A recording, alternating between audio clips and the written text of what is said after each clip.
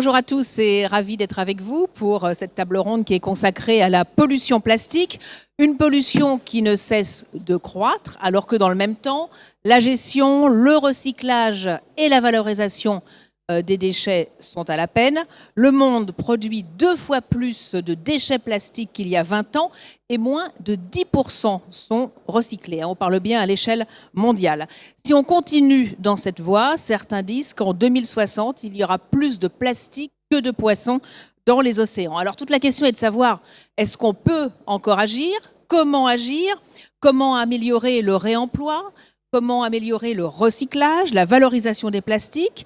L'Europe, qui est en avance sur certains pays, sur certains continents, peut-elle servir d'exemple? Quelles avancées législatives ont été prises? Quelles sont celles à venir? Quel impact pour la filière? Mais quand même, cette question, peut-on vraiment se passer du plastique? En clair, doit-on être plastico-sceptique? Et bien, c'est ce qu'on va voir justement avec mes invités. Jean-Yves Daclin à mes côtés, directeur général de Plastic Europe. Bienvenue. Bonjour, merci. Christophe Vian, président de Fédérec Plastique. Merci d'être avec nous. Et Marius Amelot, bienvenue également. Vous êtes cofondateur, Le Pavé, producteur de cloisons en plastique recyclé. Donc, vous nous expliquerez tout, puisque vous avez eu le prix de l'innovation Polytech il y a 2 ans. On va commencer par le constat. Et je me tourne vers vous, Christophe Vian. On ne peut pas se passer de plastique si on regarde les chiffres. Alors non, effectivement, on ne peut pas se passer de plastique. Je crois qu'on a les chiffres, voilà. En 1950, dans les grands chiffres et les grandes lignes, pour que vous vous souveniez bien, 1,5 million de tonnes de plastique. Aujourd'hui, 460 millions. Le rapport est très faible. Et si on continue comme ça, 1,2 milliard. Donc on va faire x3 dans les 30-40 ans à venir. Donc on ne va pas inverser cette tendance, a priori. On s'est habitué au plastique. Le plastique, il a son utilité. Tout le monde s'en sert. Tout le monde est bien content de l'avoir. Il a ses avantages, il a ses inconvénients. Mais globalement, quand on voit ce qui va se passer, il y aura plus de plastique demain, il y aura plus de population et il y aura plus de plastique. Donc si on va sur cette tendance-là d'aller vers 1,2 milliard, la question que tout le monde se pose depuis quand même quelques temps, c'est comment je réduis cela? Comment je réduis cette empreinte plastique pour finalement ne pas arriver à ces 1,2 milliard, mais à quelque chose qui soit beaucoup plus raisonnable et surtout beaucoup plus contrôlé. Et c'est ce qu'on va voir justement durant cette table ronde. Alors il faut préciser que l'augmentation de la production de plastique est très liée, Jean-Yves Daclin, aux pays, aux voies de développement. Absolument. En fait, les prévisions que fait l'OCDE, puisque ce sont des chiffres qui sont issus de l'OCDE, c'est que dans les pays développés, la production et la consommation, elle va être relativement stable. Ici, vous voyez sur ce graphe le scénario business as usual. Donc le scénario violet, c'est si on ne change rien, on multiplie par 3 la production de plastique dans le monde. Maintenant, l'OCDE a présenté également des scénarios de réduction. Le scénario le plus ambitieux, c'est le scénario qui est en vert, où on voit qu'il y aurait quand même une croissance de la consommation de plastique, mais une croissance plus faible, d'environ 1/3. Donc ça représente quand même une croissance importante. Il faut bien comprendre que cette croissance, elle est essentiellement dans les pays en développement. En Europe, en Amérique du Nord, on prévoit plutôt une stabilité, voire une diminution de la consommation de produits en plastique. En revanche, très clairement, dans les pays en développement, il y a des besoins pour l'eau, pour le développement de l'énergie renouvelable, pour le développement économique, tout simplement. Marius Amelot, vous, cette augmentation de la production plastique, vous la constatez et vous l'avez constatée depuis que vous avez commencé votre activité.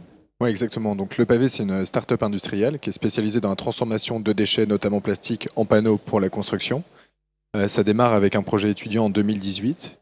Et donc, en 2018, il me semble qu'il y avait 311 millions de tonnes de déchets plastiques qui étaient produits chaque année. Aujourd'hui, on est autour des 400 millions. Et donc, en fait, ça vient appuyer ce que vous disiez juste avant. Ça continue d'augmenter. Et notre entreprise, elle naît de ce constat, donc ce premier constat qui est la pollution générée par le plastique et les déchets plastiques, mais également la pollution du secteur du bâtiment. Et donc on a décidé de faire de ces 2 problèmes une solution en créant des matériaux qui capitalisent sur les ressources existantes pour les réintroduire dans des cycles longs d'utilisation. Donc là, dans ce cas-là, pour le secteur du bâtiment. Et on développera ça tout à l'heure, vous nous direz tout sur vos solutions, puisque vous arrivez à bien recycler le plastique. Et vous l'avez dit, le problème, c'est pas tant la production que la pollution.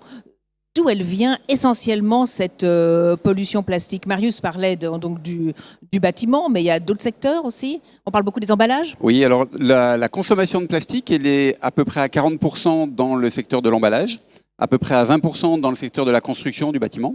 environ 10% dans l'automobile, et puis ensuite d'autres secteurs comme le sport, les loisirs, etc. Maintenant, évidemment, ça c'est la consommation. La pollution, elle va être très liée à la façon dont on gère les déchets. Et dans des pays développés, on a des systèmes de gestion de déchets et on rejette assez peu de plastique dans l'environnement, même si on a tous des efforts à faire. L'OCDE, dans cette même étude, montre que l'Europe, par exemple, représente à peu près 15% de la consommation mondiale de plastique, mais 4% des déchets qui sont rejetés dans l'environnement. Donc si tout le monde était au même niveau que l'Europe, il y aurait déjà 4 fois moins de déchets plastiques dans l'environnement. Voilà, et on verra si l'Europe, justement, peut servir de modèle, car c'est bien un souci. Hein. Dans le monde, on produit toujours plus de plastique, mais on ne sait pas, ou on ne sait pas bien gérer ces déchets, puisqu'il y a moins de 10% des déchets qui sont recyclés dans le monde. On est en avance en Europe, 30%, 26% en France, mais c'est encore trop peu. Alors effectivement, ce qui est intéressant, c'est de voir que, si je prends l'exemple juste du marché français, on met 5 millions de plastique, d'emballage plastique ou de plastique en général sur le marché français chaque année, 5 millions de tonnes, pardon, on en recycle 1 million. Ça veut dire quoi? Ça veut dire que la progression à faire, elle est très importante. Ça veut dire qu'on a cette image du plastique qui n'est pas bonne, parce que le plastique, on le voit, il reste, quand on le met au mauvais endroit, on le voit. On n'en collecte que 20%, 20-25%. Okay, comment on fait pour aller améliorer ces collectes? Parce que si on améliore cette collecte, on arrivera à transformer l'image du plastique en se disant, mais finalement, le plastique à la base, c'est un bon produit. Il a son utilité sur la durée de vie des produits, sur plein de choses. Si on arrive à mieux le collecter, on sera moins sceptique du plastique, parce qu'on comprendra son utilité. La question, c'est comment on fait pour mieux le collecter et mieux le recycler. Alors, vous avez des solutions, vous, pour mieux collecter le plastique au sein de votre entreprise? Oui, en effet, il y a un enjeu d'amélioration du taux de collecte. Et de notre côté, en tant qu'entreprise qui tente d'œuvrer sur la pollution des déchets plastiques, on pense qu'il y a aussi un effort énorme à faire en termes d'entreprise pour repenser les usages du plastique et faire en sorte d'intégrer beaucoup plus d'éco-conception pour que ces usages soient beaucoup plus durables. Et vous en parliez tout à l'heure, il y a une part significative de la production du plastique qui est utilisée pour des usages éphémères. Nous, on essaye justement de repenser dès le démarrage et dans la conception de nos produits quelque chose qui va être durable et également réversible. Et donc pour ça, on a développé une technologie industrielle qui permet de recycler des déchets plastiques qui sont souvent impurs et complexes à recycler dans des process classiques, en les intégrant à 100% sans ajout de résine pour également anticiper la fin de vie et la recyclabilité du produit. Et donc ça fait partie de l'éco-conception, de la part d'éco-conception qui est importante pour nous. Et donc aujourd'hui, on a 2 matériaux. Un matériau qui est fabriqué à partir de bouteilles de shampoing recyclées. Un autre matériau qui est fabriqué à partir de portes de frigo recyclées, donc du polystyrène. Et avec ces 2 matériaux, en fait, on les utilise dans différents projets pour faire de la cloison, du revêtement de murs, des sièges de gradins, notamment pour les JO 2024, pour lesquels on a réalisé 11 000 sièges. Et ça, c'est un projet parmi 1500 autres qu'on a pu développer depuis le début de l'entreprise. Et on continue d'essayer d'accroître notre capacité industrielle. Et ça, c'est essentiel pour nous. Je vous parlais du double constat tout à l'heure, celui de la pollution générée par le secteur du bâtiment et celui du problème de la gestion de nos déchets plastiques. C'est des problématiques qui sont planétaires. On entend tous les chiffres qui nous dépassent et qui sont très, très difficiles à visualiser. Et pour ça, et on essaye de mettre en place une capacité industrielle à la hauteur, à notre modeste hauteur, qui puisse répondre à ces enjeux. Et donc là, on a déjà 2 usines de production, l'une qui est basée à Aubervilliers, une autre qui est en Bourgogne, qui est en pleine phase de lancement actuellement, qui va nous permettre de multiplier par 4 notre capacité. Et on le déploie vous partout nous expliquerez tout à l'heure donc votre technologie, mais j'aimerais qu'on fasse un petit point rapide sur les avancées législatives, puisqu'il y a quand même une prise de conscience de cette pollution plastique et on essaye, on le voit bien, quand on voit des initiatives comme celle du pavé, de faire bouger les choses. Où est-ce qu'on en est justement en matière d'avancées législatives pour mieux trier, recycler, valoriser le plastique? Alors l'Europe, effectivement, est très à la pointe, et c'est en Europe qu'on a la réglementation la plus complète et la plus aboutie. Alors ça a commencé, par exemple, une des directives les plus importantes, c'est la directive sur les plastiques à usage unique, qui a permis d'identifier les causes de pollution plastique les plus importantes en mer sur les plages européennes, et à partir de cela, de dresser un certain nombre d'interdictions ou de propositions de réduction d'utilisation, par exemple. Alors on le sait tous, la vaisselle plastique à usage unique, c'est maintenant interdit, les cotons-tiges, etc., etc. Et donc, c'est vraiment partant d'une analyse rationnelle, scientifique des problèmes qui étaient retrouvés dans l'environnement que l'Europe a pris un certain nombre de mesures. Cette directive, elle définit aussi des obligations d'incorporation de matières recyclées dans les nouveaux produits, en particulier pour les bouteilles. Et donc ça, c'est un moyen qui est extrêmement important pour développer le recyclage, pour développer la circularité.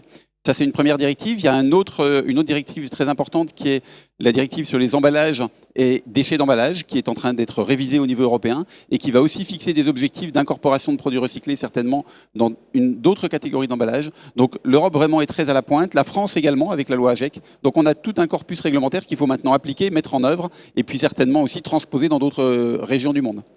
Oui, où ça bloque un petit peu, c'est au niveau mondial. Qu'est-ce qu'on peut attendre de ce traité international dont le 3e round de négociation aura lieu prochainement?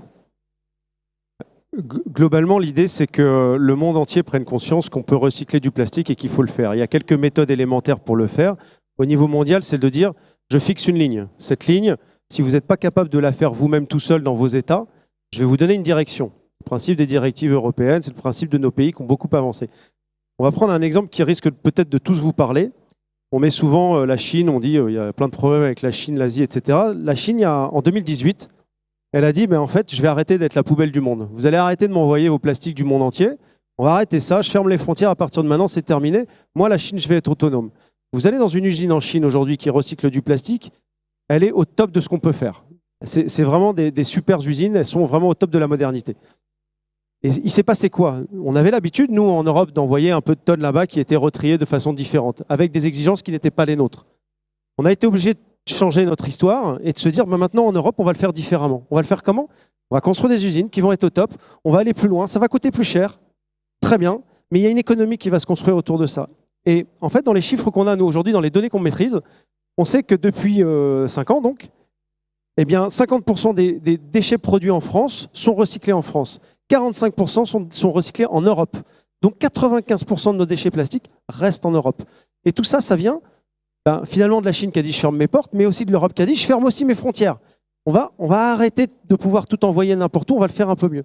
Donc il y a un cercle vertueux qui s'engage, qui marche plutôt assez bien. Il y a de l'investissement, il y a de l'innovation, il y a des technologies, et on va en parler je pense juste après. Bien sûr. Il y a des technologies différentes, que ce soit mécanique comme le pavé ou chimique comme on peut le faire ici, qui vont apporter quelque chose de nouveau dans le recyclage. Nous, la Fédération du recyclage, on est des collecteurs.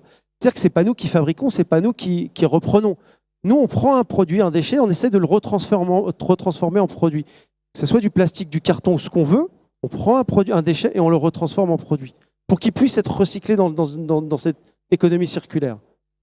Et tout le problème, c'est qu'on voit que 88% des plastiques sont recyclables, mais aujourd'hui, seulement 30% sont recyclés. Comment se fait-il? Alors, je précise effectivement là-dessus. Un plastique, pour le recycler, encore une fois, dans le terme plastico-sceptique du sujet d'aujourd'hui, il est intéressant parce qu'on peut recycler plein de choses. À la base, c'est est-ce que mon plastique, est-ce que le produit que j'ai, il est complexe ou compliqué? Si j'ai un produit, je prends un exemple simple, un jouet. Un jouet, vous avez plein de plastique dessus, vous n'en avez pas qu'un. Une barquette alimentaire, il y a encore quelques années, c'était en 2-3 produits plastiques. Depuis plusieurs années, et ça change, les metteurs sur le marché, ce qu'on appelle les metteurs marché, l'industrie alimentaire, etc., s'est dit, c'est vrai que si je faisais une barquette qui était que dans une seule résine, peut-être que ça serait plus simple pour tout le monde, mon emballage. Et on voit effectivement un changement de certains emballages où on se concentre sur une seule résine. À partir du moment où c'est une seule résine, une barquette de PET, c'est-à-dire une barquette où vous avez un blister, vous avez votre téléphone quand vous l'achetez, c'est la même chose qu'une bouteille d'eau. À partir du moment où cette résine est la même, nous, on sait la collecter, eux, ils savent très bien la recycler. Vous voyez ce que je veux dire? Donc on incite en fait à aller sur un monoproduit qui va faciliter la tâche du recyclage derrière. Et ça change. Parce qu'aujourd'hui, le recyclage se heurte quand même encore à des difficultés techniques. Qu'est-ce qu'on sait et qu'est-ce qu'on ne sait pas recycler? Comme vous le disiez, la matière plastique, à 90%, on sait la recycler. Le problème, c'est qu'il faut d'abord qu'il y ait un éco-design qui ait été bien mené pour que, dès la conception du produit plastique, on sache comment on va faire pour gérer sa fin de vie et pour le recycler. Il faut ensuite évidemment travailler sur le réemploi, éviter d'avoir des produits à usage unique qui partent très vite dans la poubelle. Et puis, pour développer le recyclage, il faut beaucoup travailler sur la collecte. Ce qui est indiqué sur la slide là est assez intéressant. En France, lorsque l'on met des déchets plastiques dans la poubelle jaune, lorsque l'on les trie correctement, 80% de ces déchets vont pouvoir être recyclés. À l'inverse, quand ces déchets plastiques sont mis dans la poubelle des ordures ménagères, on va en avoir simplement 1 à 2% qui vont être recyclés. Et je vous rappelle les chiffres qu'a donné Christophe tout à l'heure. Les 80% du haut, c'est 1 million de tonnes. Les 2% du bas, c'est 4 millions de tonnes qu'on met en. Donc il y a un travail énorme à faire sur d'abord améliorer la collecte sélective pour pouvoir développer le recyclage. Eh oui, améliorer le recyclage, c'est d'abord améliorer la collecte. Bien trier. Oui, mais attention, pas que au niveau collectivité, hein, au niveau global, industrie, Même, collectivité. C'est la répartition, pour qu'on soit bien clair, c'est 30% collecte sélective dans les grandes lignes, hein, 70% sur l'industrie. Donc oui, le principe de base, c'est est-ce que je sais collecter ce déchet pour pouvoir le retrier, en faire quelque chose. Alors aujourd'hui, les techniques de recyclage, essentiellement, le recyclage est mécanique, expliquez-nous. Je reprends la main, pardon. Je te la faisais. Nous aujourd'hui, ce qu'on connaît dans nos métiers du recyclage, c'est l'industrie mécanique. C'est ce qui existe, le recyclage mécanique. C'est ce qui existe depuis la nuit des temps. On prend un produit, on le sépare, on le broie, on le démonte. Voilà, on sait recycler ce produit, que ce soit du plastique, du bois ou autre chose. C'est le principe de le transformer. On progresse énormément depuis des années. Les technologies évoluent énormément. Depuis quelques années, vous vous rendez certainement pas compte, mais c'est plus des centres de tri qu'on a, c'est des usines. C'est des usines de tri, c'est incroyable. Il y a une technologie là-dedans qui est incroyable. Il faut en visiter pour comprendre l'image que je peux vous en donner. On va continuer sur cette tendance-là. Il va continuer à y avoir des innovations, et des innovations, on va en voir d'autres, mais il va continuer à y avoir des innovations. Sauf qu'à un moment, on va arriver à une limite qui est que pour recycler des plastiques, pour séparer certains produits, on n'y arrivera pas. Soit il y aura l'éco-conception qui va changer ça, soit il va y avoir des technologies qui seront nouvelles, je pense aux chimiques, qui vont transformer ces produits-là. Je redonne l'exemple que j'ai donné ce matin pour que tout le monde comprenne bien. Quand vous prenez un pneu de voiture, c'est du plastique, c'est du caoutchouc. Vous le prenez, pour qu'il serve de pneu de voiture, on va le cuire en fait. À partir du moment où vous le cuisez, vous ne pouvez plus le recycler en plastique. Vous êtes obligé de le transformer en autre chose, mais vous ne pourrez plus le recycler en plastique. Donc il y a d'autres applications qui pourraient utiliser ce genre de choses, notamment on a fait plein de choses avec des pneus, mais on ne peut plus le retransformer. Alors qu'une barquette de PET, on peut la remettre à l'état initial. D'accord ? Et donc on ne peut pas faire de la magie. On ne peut pas faire de la magie en mécanique. Je ne transformerai jamais un pneu en recyclage mécanique. D'accord ? Donc il faut que j'aille sur des applications chimiques autres, ou comme le pavé autres. On va revenir sur le recyclage chimique qui représente, pour le moment, représente 1% du recyclage. Mais j'aimerais me tourner vers vous, Marius Amelot. Vous utilisez uniquement un recyclage mécanique ? Oui, exactement. En fait, donc on a un énorme travail qui est fait en amont, en allant au contact de l'écosystème des déchets et du plastique, pour essayer de comprendre les enjeux et les possibilités relatifs à chaque matière et à chaque source de déchets. Donc en fait, on a une partie de l'équipe qui échange avec une centaine d'acteurs, des éco-organismes, des recycleurs, des collectivités, des industriels producteurs de déchets plastiques, pour essayer de comprendre les possibilités autour de tout ça, caractériser avec des laboratoires, et ensuite, une fois qu'on a compris, on édicte des cahiers des charges, et ces cahiers des charges nous permettent de retransformer la matière dans nos usines, en la chauffant, la compressant, la refroidissant, et ça permet d'obtenir des panneaux qui vont se découper comme le bois et qui vont être recyclables. Et ça, c'est un élément qui est important pour nous. Anticiper la fin de vie des produits, ouvrir et conserver le potentiel de recyclabilité. T'en parlais tout à l'heure, finalement recyclable ou pas recyclable, ça ne veut pas dire grand-chose, c'est plus ou moins compliqué de recycler. Et ça, c'est un enjeu qui est assez important. Mais ce qui est intéressant, c'est que vous recyclez quand même des plastiques qu'on ne sait pas recycler. Comment vous faites ? Quel est le procédé industriel que vous avez mis en place ? Ouais, tout l'enjeu, c'est d'adapter aussi l'industrie aux ressources disponibles, qui sont les déchets, qui sont des ressources inexploitées.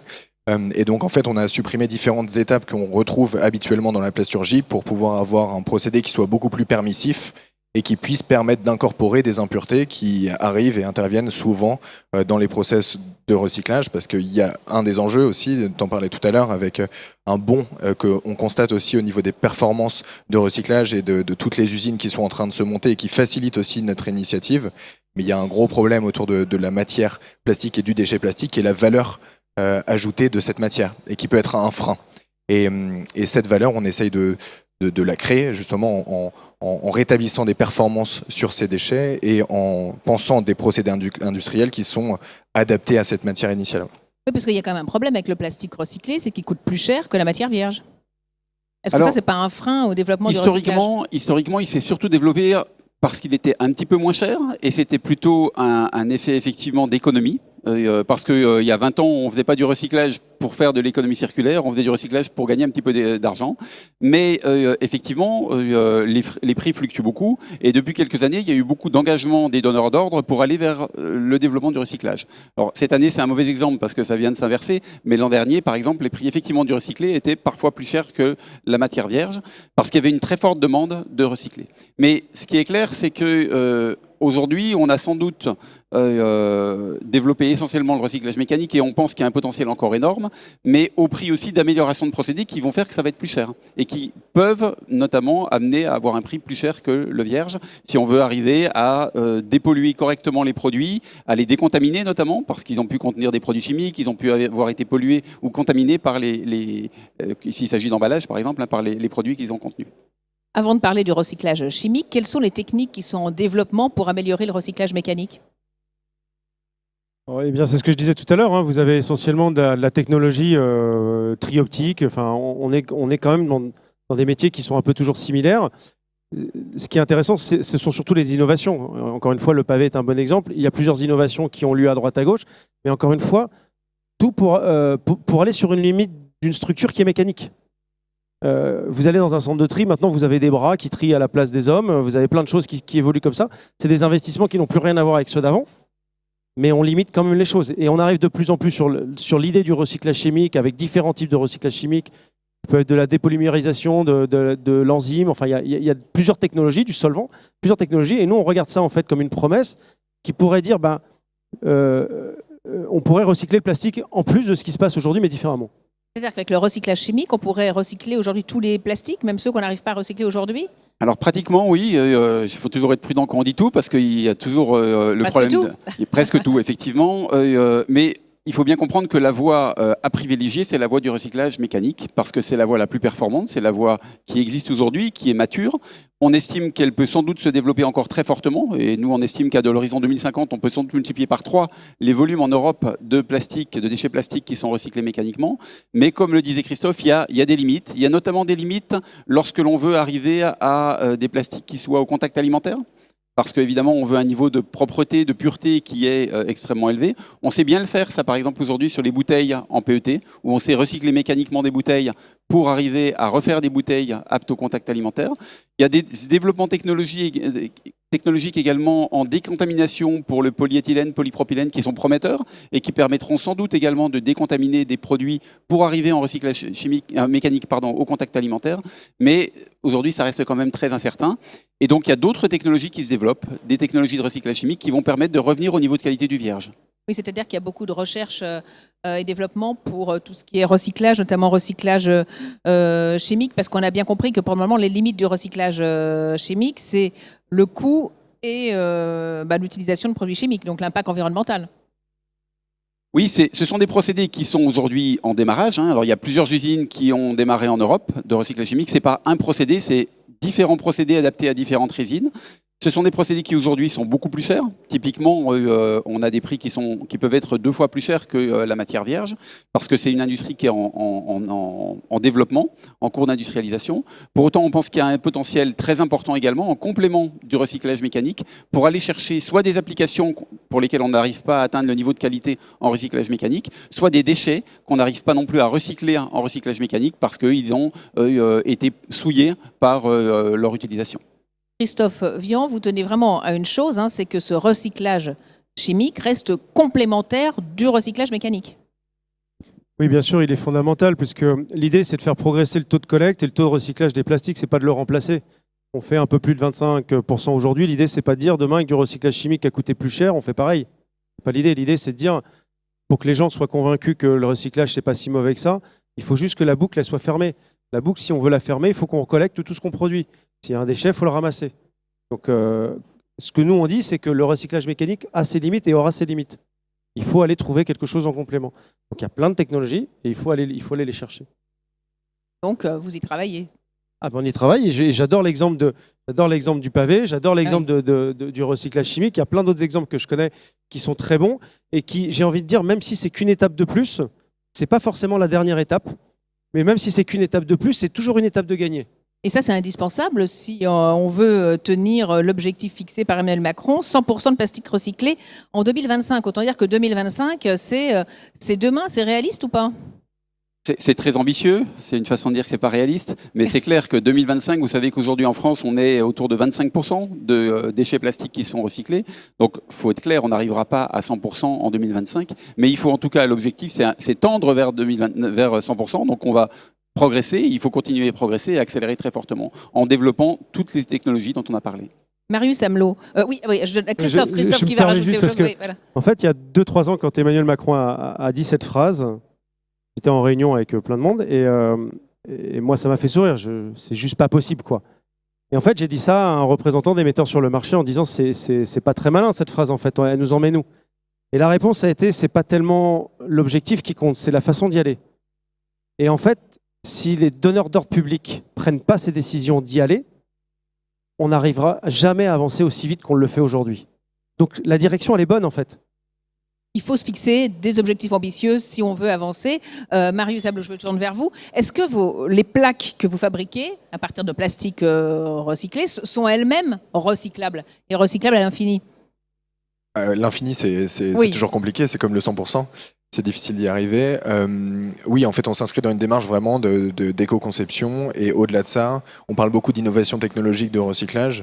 On pense que la clé, elle n'est pas uniquement dans le recyclage, dans l'innovation technologique. Tu en parlais tout à l'heure, le cadre spatial et la capacité à montrer que les choses sont possibles, c'est tout aussi important. Et nous, on pense que l'innovation est ce qui va permettre de tendre vers une meilleure gestion de nos déchets, de nos ressources et de nos productions. Ça va être notre capacité à réintroduire du local dans un système qui est quand même assez globalisé et qui est notamment dépendant des variations des cours de la matière première et qui empêche parfois aussi des recycleurs de vendre la matière. Parce que quand il y a une pénurie ou quand il y a le cours du pétrole qui est très très cher, on va avoir une demande sur le recyclage. Quand il va être très très bas, il va y avoir aucune demande sur le recyclage. Ça tue finalement la capacité de certains industriels à investir. Nous, on pense qu'il faut rétablir un cadre spatial et réglementaire, on en parlait, pour pouvoir se reconnecter aux ressources disponibles sur chaque territoire. Et c'est ça aussi qui va permettre, en plus des innovations technologiques, de favoriser la dimension d'éco-conception et de basculer dans des systèmes d'économie circulaire. Parce que l'économie circulaire, c'est pas je te donne ma bouteille et je te garantis qu'elle sera recyclée. Ça, c'est la conséquence de l'économie circulaire.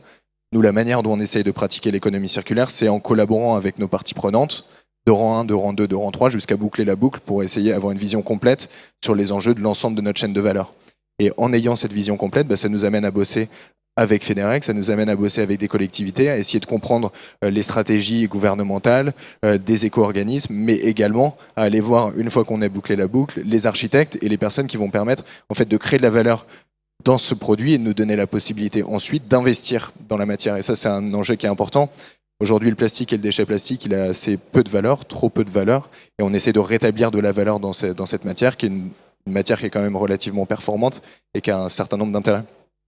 Christophe Vian, Jean-Yves Daclin, comment est-ce qu'on peut justement impliquer les entreprises, les producteurs à s'inscrire, à entrer dans cette démarche d'économie circulaire ? En fait, faut-il les obliger à utiliser du plastique recyclé ? Est-ce qu'il faut, là encore, muscler la législation ? Alors, il y a déjà beaucoup de choses qui existent et qui sont en cours. Et nous, on est très favorable justement à des obligations d'utilisation de produits recyclés dans tout nouveau produit plastique.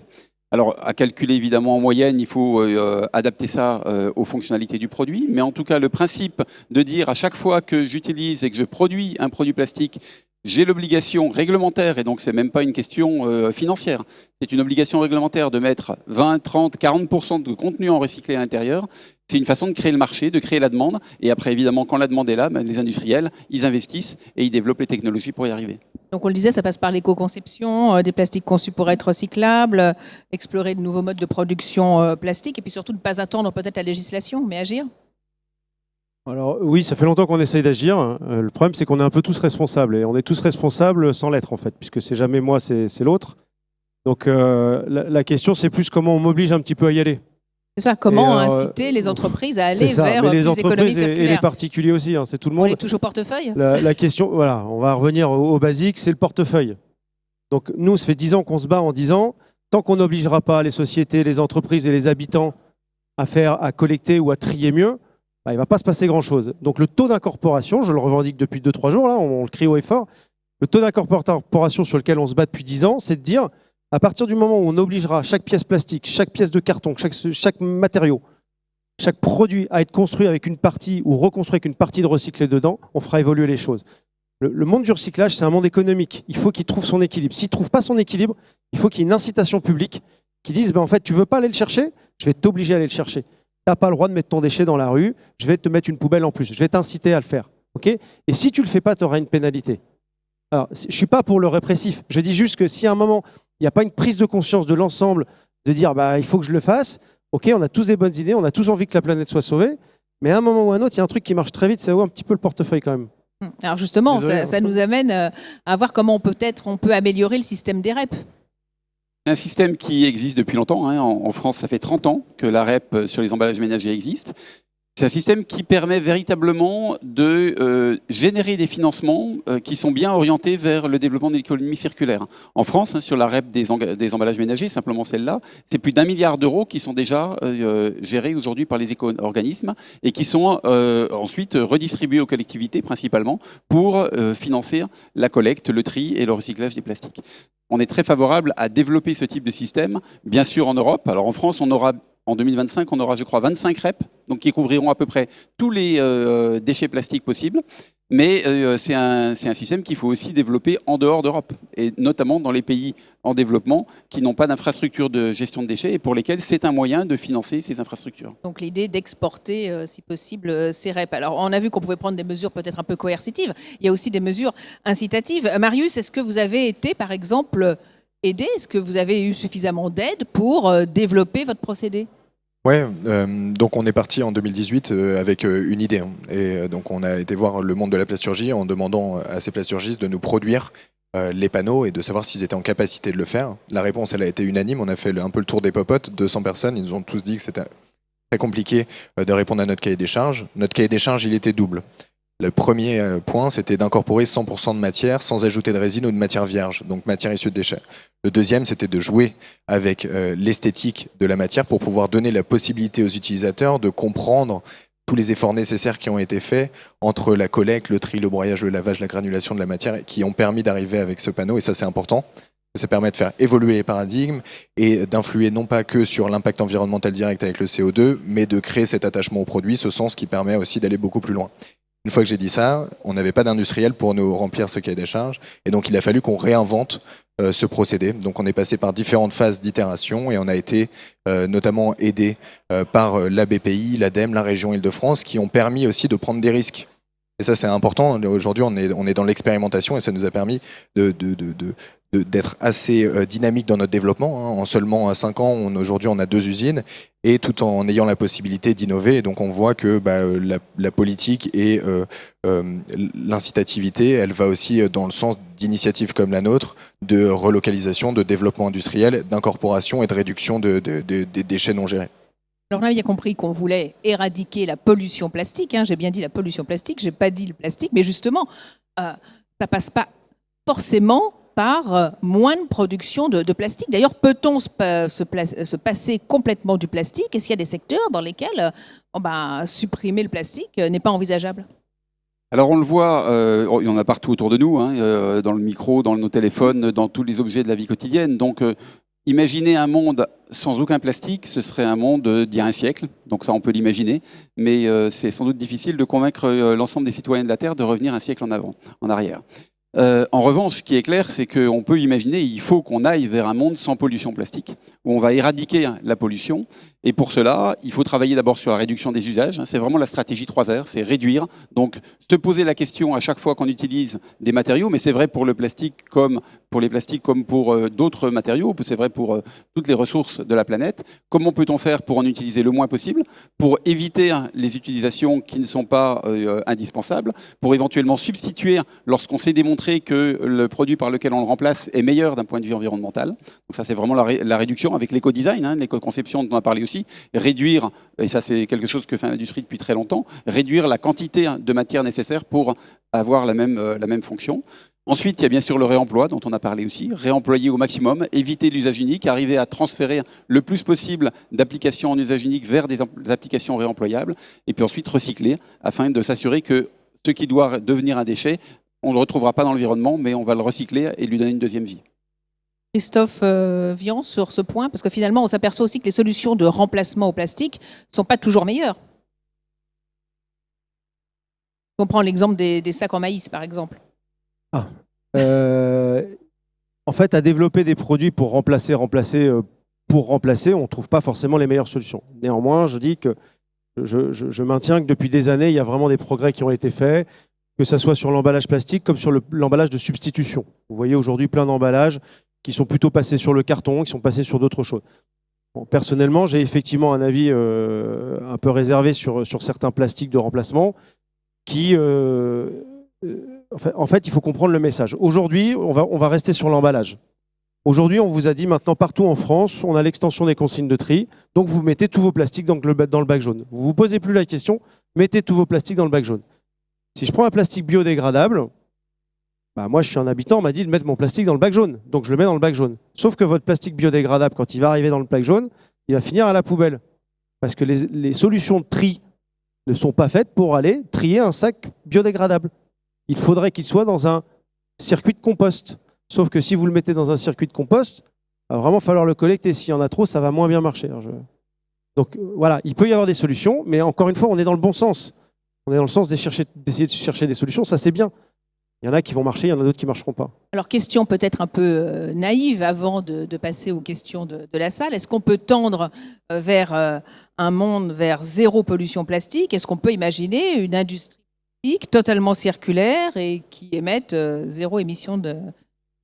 Alors pour nous, les producteurs de plastique, c'est très clairement notre ambition et c'est même d'ailleurs notre engagement pour l'Europe. À l'horizon 2050, nos membres, les fabricants de résine plastique, s'engagent vers la décarbonation de l'industrie et la circularité complète pour arriver effectivement à une industrie qui ait le moins d'impact possible sur l'environnement.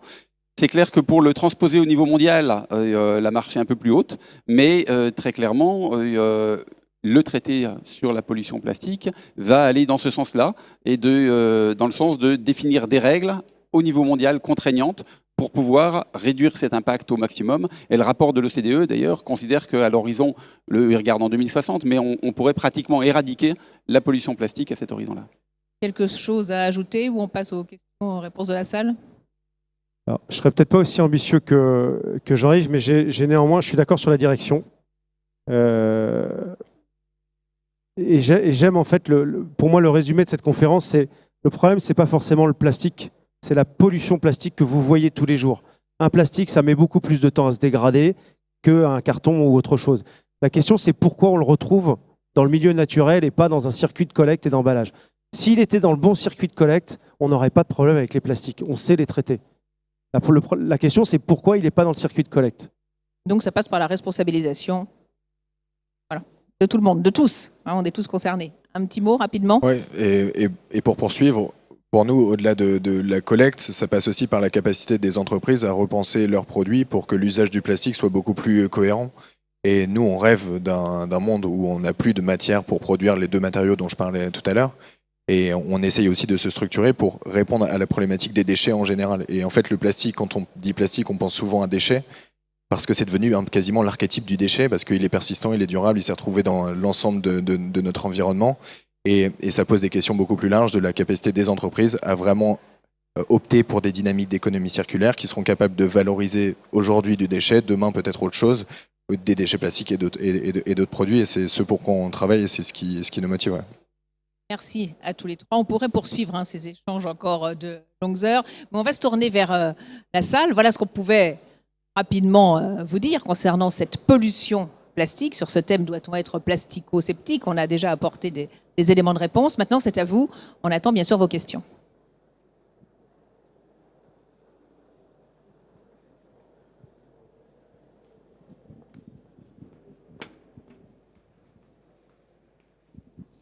Bonjour, alors on a parlé d'éco-conception, on a parlé de collecte, mais quand on dit plastique, c'est comme quand on dit poisson, il y a un peu plein de plastiques différents. Et notamment, un des problèmes, c'est qu'on pourrait collecter tous les plastiques, tous les objets en plastique, on aurait quand même du mal à en recycler certains parce que il y a des plastiques complexes, il y a des objets complexes, vous avez parlé des jouets. Et aujourd'hui, est-ce qu'il y a quelque chose qui est fait du côté des industriels ou du moins du côté peut-être des fédérations de recyclage, pour forcer les industriels à arrêter de faire des objets en plastique si complexes. Je prends un exemple très simple, hein. Dans une bouteille d'eau, il y a déjà 3 plastiques différents entre la bouteille, le bouchon et l'étiquette. Ils sont encore faciles à séparer. Dans d'autres objets, c'est très difficile. Donc si on change pas ça, est-ce qu'on va vraiment réussir à faire quelque chose pour améliorer les taux de recyclage ?